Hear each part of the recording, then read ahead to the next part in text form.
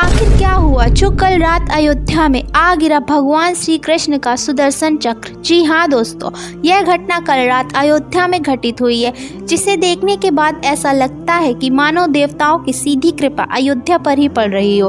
दोस्तों, राम मंदिर का उद्घाटन 22 जनवरी को होने वाला है, जिससे पहले ऐसे अनेकों घटनाएं अयोध्या नगरी में देखे जा रहे हैं।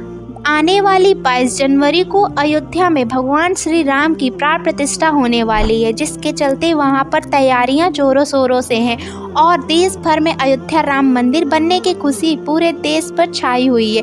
दोस्तों, वीडियो आगे बढ़ाने से पहले अगर आप भी पक्के सनातनी हिंदू हैं तो चैनल को सब्सक्राइब करें और वीडियो को लाइक करें और अपनी सभी सनातनी भाइयों को शेयर जरूर करें।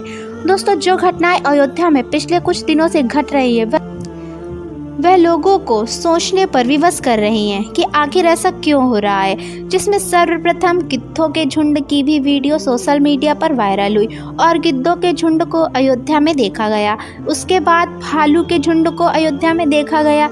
ऐसी ही बहुत सी घटनाएं अयोध्या में घट रही हैं, लेकिन अब जो घटना वहाँ घटी है उसे देखने के बाद ऐसा महसूस होने लगा है जैसे कि भगवान श्री राम साक्षात अयोध्या नगरी में रहे हैं। उससे पहले उनके सभी अस्त्र शस्त्र, उनके जितने भी बड़े भक्त हैं वह अयोध्या में प्रकट हो रहे हैं। दोस्तों, कल रात सुदर्शन चक्र जब अयोध्या में आकर गिरा तो पल भर के लिए तो ऐसा लगा जानो पूरी धरती ही कांप उठी है। चारों तरफ प्रकाश ही प्रकाश था और एक बड़ा विस्फोट अयोध्या में हुआ, जिससे देखकर सभी लोग हैरान हो गए।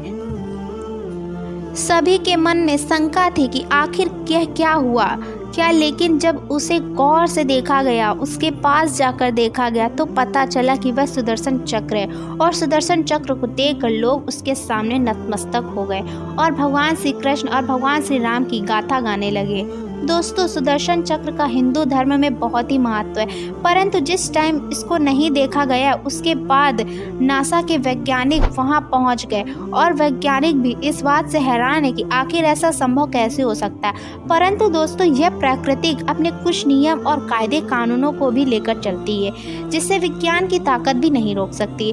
जिस समय यह सुदर्शन चक्र वहां गिरा उस समय भारी मात्रा में पब्लिक वहां इकट्ठा हुई और सभी रिपोर्टर, टीवी चैनल और सभी सोशल मीडिया एकत्रित हो गया कि आखिर ऐसा संभव कैसे हो सकता है। परंतु उस नज़ारे को देखने के बाद सबको भगवान की राम पर विश्वास हो गया कि श्री राम वाकई में अयोध्या में आ चुके हैं। वैसे जो समय गुजर रहा है 22 जनवरी के लिए गुजर रहा है, क्योंकि 22 जनवरी को भगवान श्री राम की प्राण प्रतिष्ठा होगी और चारों तरफ बहुत ही अच्छा माहौल होगा।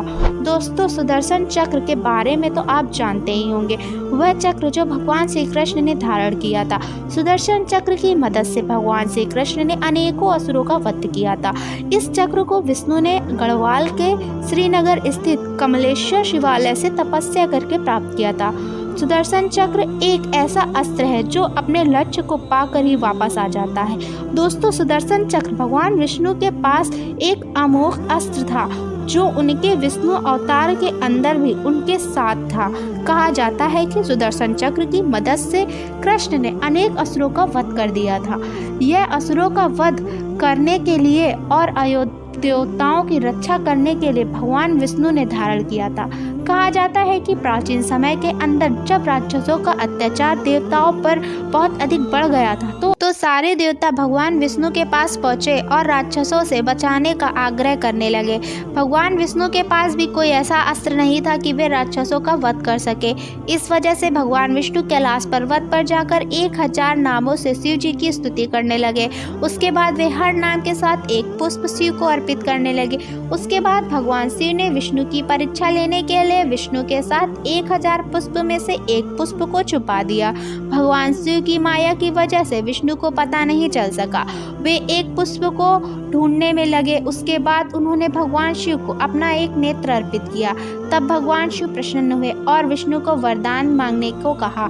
तब विष्णु ने ऐसा अमोघ शस्त्र देने की प्रार्थना की कि जिसकी मदद से राक्षसों का संहार किया जा सके। फिर भगवान शिव ने सुदर्शन चक्र उसको दे दिया। भगवान विष्णु और श्री कृष्ण ने सुदर्शन चक्र से अनेक दुष्टों का वध किया था। कहा जाता है कि भगवान विश्वकर्मा की बेटी का विवाह भगवान सूर्य से हुआ था। सूर्य के अधिक ताप की वजह से वह अपना वैवाहिक जीवन नहीं जी पा रही थी।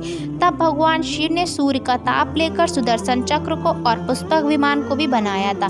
भगवान विष्णु को सुदर्शन चक्र प्राप्त होने के संदर्भ में एक अन्य कथा का भी उल्लेख मिलता है। मीतमन्यु नाम का एक ब्राह्मण रहता था।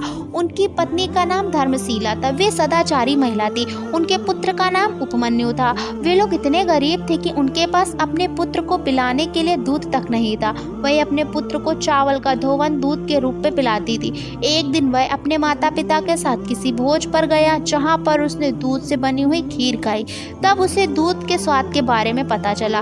उसके बाद बालक ने अगले दिन दूध की मांग की और चावल के धोवन को पीने से मना कर दिया। उसके बाद धर्मशीला ने बताया कि विरूपाक्ष से सेवा करो। उसकी माता ने आगे बताया कि श्रीदामा प्राचीन समय के एक महान असुर राजा थे। उसका प्रताप इतना तेज था कि उसने अपनी ताकत से तीनों लोगों को अपने वश में कर लिया था और विष्णु की कुर्सी को छीनने का प्रयास करने लगा। इन वजह से विष्णु भगवान भी भयभीत हो गए और कैलाश पर्वत पर जाकर एक पैर की उंगली पर खड़े होकर भगवान शिव की आराधना करने लगे। 1000 साल तक तपस्या करने के बाद भगवान शिव प्रसन्न हुए और भगवान विष्णु को सुदर्शन चक्र प्राप्त किया, जिसकी मदद से भगवान विष्णु ने राक्षसों का संहार कर सके।